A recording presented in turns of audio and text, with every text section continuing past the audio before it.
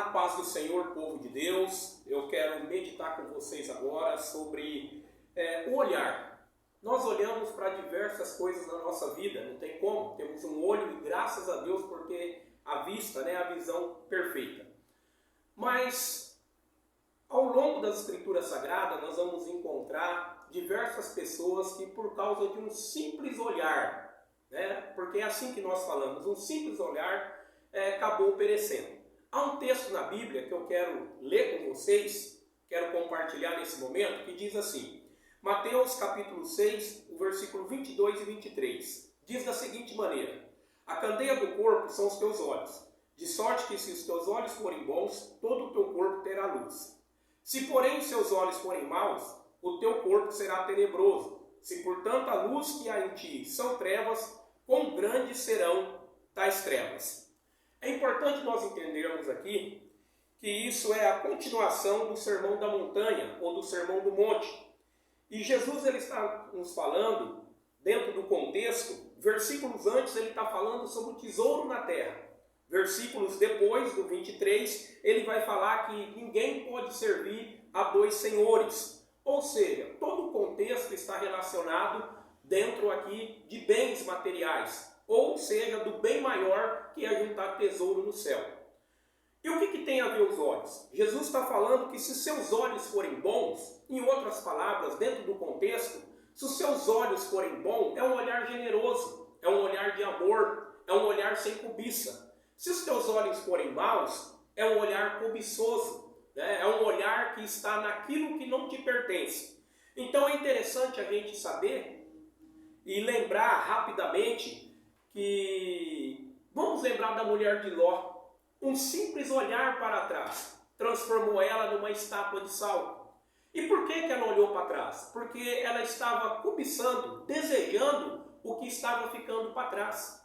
Muitas vezes na nossa vida, talvez não fisicamente falando, diretamente com os nossos olhos, mas dentro da nossa alma, do nosso ser, há até um ditado que os olhos são a janela da alma. Então muitas coisas entram para dentro da nossa alma, do nosso coração, através do nosso olhar. E a mulher de Ló permitiu isso. Quando ela olhou para trás, ela estava querendo reviver o passado. Quantas pessoas estão olhando hoje para trás, querendo reviver o passado? E isso acaba lhe criando aguilhões, correntes, algemas, te prendendo no passado. Eu penso que você hoje, ouvindo essa palavra, olhe para frente, Deus tem coisas melhores para a tua vida. Outro personagem, sem teologizar demais, sem querer dar tanto dados históricos, mas sendo realmente simplista, vamos lembrar de Acã. Nós sabemos que Acã, em uma das batalhas de Israel, Acã viu no meio dos despojos, ele viu uma cunha de ouro, Ele viu também uma capa babilônica. Alguns comentaristas vão dizer que chegava a ser 600 gramas, mais de meio quilo essa cunha de ouro. E também ele viu prata, praticamente aí 2,5 kg de prata, 2,6 kg de prata. E diz que o texto, algumas traduções é bem clara, vai dizer quando eu vi, ou eu vi no meio de despojo. Ou seja, foi através dos olhos que Acã, ele olha no meio do despojo, há uma ganância dentro do seu coração, há uma avareza. Ele sabia realmente que não era para tocar nos despojos, que não pertencia a Israel, que não pertencia a ele. Mas o que ele faz? Ele vai lá, pega aquela capa babilônica, ele pega também ali a prata e o ouro, e nós vemos depois Israel sofreu uma terrível derrota na batalha da cidade de Ai. Então é importante nós prestarmos atenção para onde nós estamos olhando. Por quê? Porque o olhar de Acã, ele trouxe a morte para ele trouxe a morte sobre os seus filhos, enfim, tudo que ele tinha, até seus animais foram apedrejados. Ou seja, cuidado com o teu olhar. Outro texto muito interessante está registrado em Mateus, no capítulo 5, e eu vou ler para você, que diz assim, versículo 29, capítulo 5, versículo 29. Portanto, se o teu olho direito te escandalizar, arranca-o e atira para longe de ti, pois te é melhor que perca um dos teus membros do que todos o teu corpo seja lançado no inferno.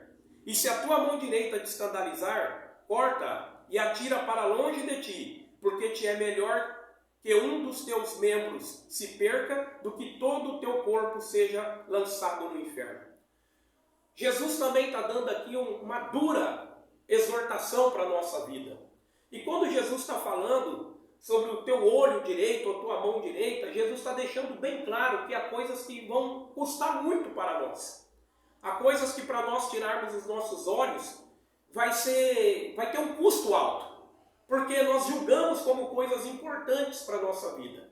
Mas olha só o que Jesus falou. Se o teu olho direito te escandalizar, arranca e o joga fora. Jesus não está falando de maneira alguma para você, misericórdia, ir lá e arrancar teu olho, literalmente falando. Mas Jesus está falando que há decisões que você precisa tomar, que são importantes, que é difícil de ser tomada. Por quê? Porque te custa o olho da cara, como diz o ditado. Tem um preço muito alto, mas é melhor você ir para o céu, faltando um membro, do que você ir para o inferno com todo o teu corpo.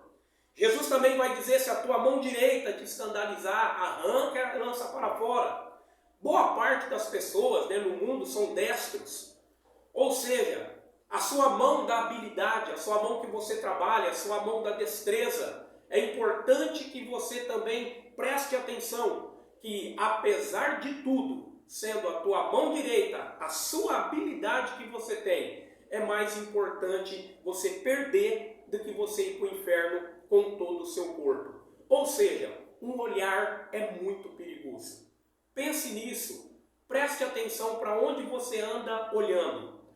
Deus quer fazer do teu corpo realmente um lugar de luz. O primeiro texto que nós lemos foi: se os teus olhos forem bons, a candeia do corpo são os olhos. Se os seus olhos forem bons, todo o teu corpo terá luz. Ou seja, a lâmpada do corpo, a luz da nossa alma está aí, são os nossos olhos. Cuidado com aquilo que você está olhando. Faça igual Jó, no capítulo 31, versículo 1. Ele fala, fiz um pacto com os meus olhos. Ou seja, Jó está falando, fiz um pacto para não pecar com os meus olhos. Eu espero que essa palavra possa edificar a tua vida. Que Deus abençoe a todos vocês. Se essa palavra fez sentido para a tua vida, compartilhe com seus amigos, compartilhe com a sua família e siga-nos nas nossas redes sociais. Deus nos abençoe.